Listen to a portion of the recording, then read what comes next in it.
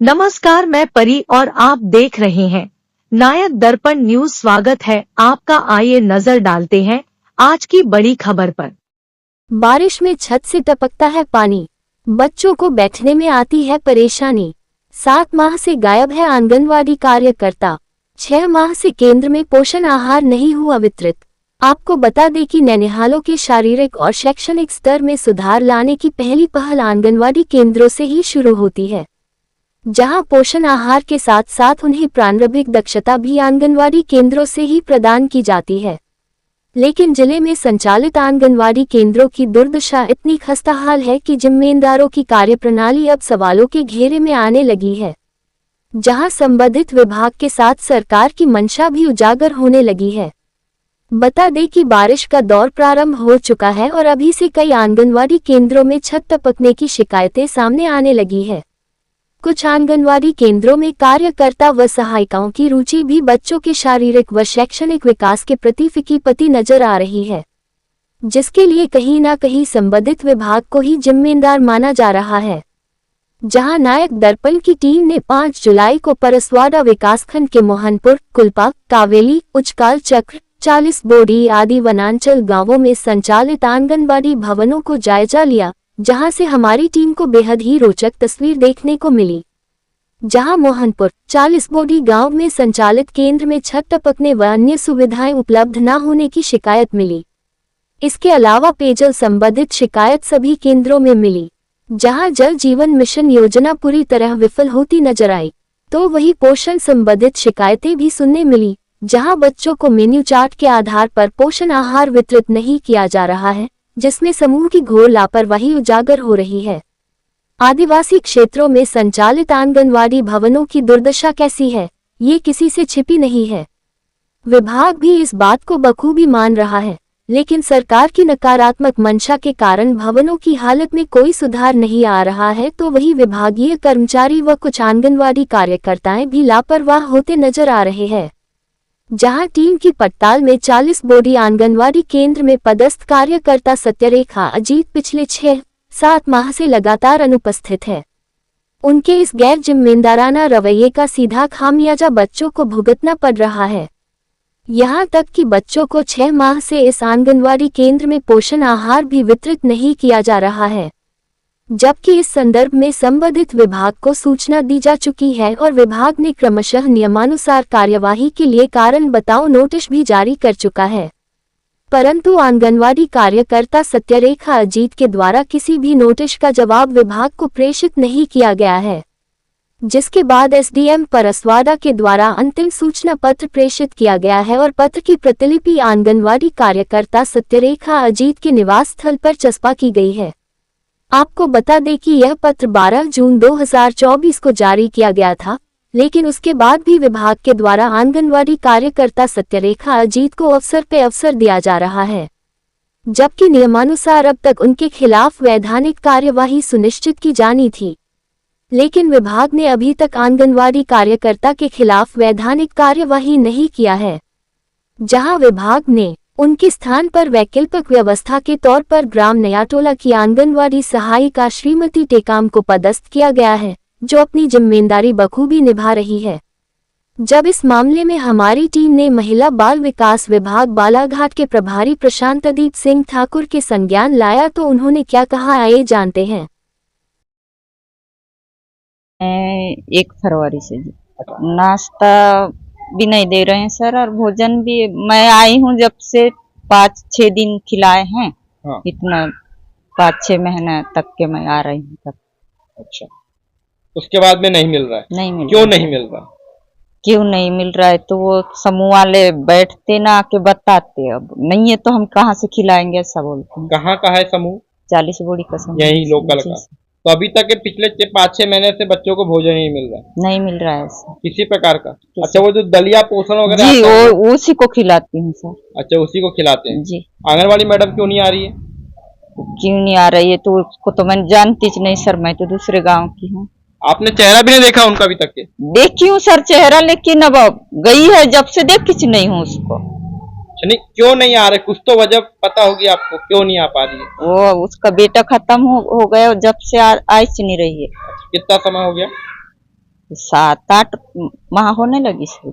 अच्छा, पिछले 7-8 महीने से नहीं जी आए। अच्छा, भवन में यहाँ पर देख रहे हैं बिजली मीटर तो लगा है, बिजली भी नहीं है, पंखे भी नहीं है, नहीं है बल्ब भी सर, नहीं है। कुछ भी नहीं है, ऐसी है सर।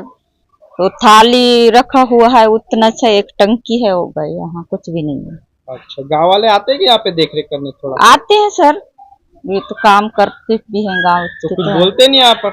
अब बोलेंगे भी तो हम क्या बोलेंगे करके तो बोलते हैं सर। मैं तो जब भी जाती हूँ तब बोलती हूँ कि बच्चे आते हैं भूखे चले जाते हैं करके। अच्छा, विभाग हाँ। के कोई लोग आते हैं यहाँ पे? जी सर, वो विभाग की टीम?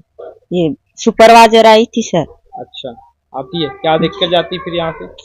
वही जो बहन जी का समस्या बताते हैं और चले जाते हैं सर। अच्छा, मतलब उनके द्वारा भी कोई ध्यान नहीं दिया जाता है?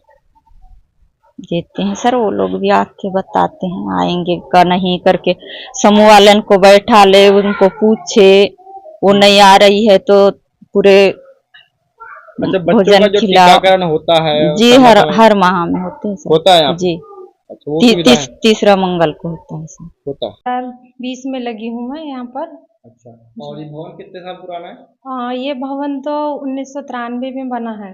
अच्छा, 93। यहाँ पर बरसात के मौसम में जो ये आंगनवाड़ी में जो कमरे हैं उनमें जो खिड़कियां हैं वो खिड़की हो गई है खराब, जिससे कि बारिश के दिनों में बाहर से पानी झड़प के तौर पर अंदर आकर के इकट्ठा हो जाता है और यहाँ पानी इधर बड़े हॉल में भी आ जाता है, जिससे बच्चों को बहुत परेशानी आती है। स्लैब भी दूसरे कमरों से सीपेज में आती है और अंदर के कमरों के प्लास्टर भी निकल गए हैं। जी, हम लगातार जो भी है बारिश हर साल आता है बारिश, हम हर साल बताते हैं कि हमारे विभाग की ये आंगनबाड़ी की यह कंडीशन है करके बताते हैं बस, लेकिन कोई उधर से कुछ भी आदेश नहीं आता कि ऐसा करना है कि वैसा करना है। कितनी बार शिकायत कर चुके हैं आप? यहाँ पर तो मैंने 2-3 बार बताई हूँ, यानी कि बारिश के टाइम में ही ये सब अक्सर होता है, प्लास्टर उखड़ना, पानी आना। बाकी टाइम में तो कोई दिक्कत नहीं होती, लेकिन बारिश के टाइम में बहुत समस्या। जी आते हैं, हम उन्हें भी यही समस्या बताते क्या नाम है आपका? रमेश परते, कहाँ रहते हैं आप? 40 बूढ़ी। अच्छा, सर जी ये तो फरवरी से बंद पड़ा हुआ है, कोई सहायिका है ना कोई आंगनवाड़ी कार्यकर्ता है इसमें। आंगनवाड़ी कार्यकर्ता है वो तो जब से फरार है गांव से, तो अभी तक अपना चेहरा भी नहीं दिखा रही है। कहाँ चले गई? अब वो गांव उसकी मड़का पार है, हाँ, पारापार मायका मायका, वहाँ चले गई? वहाँ चले गई है, आई नहीं रही है? आ नहीं रहे।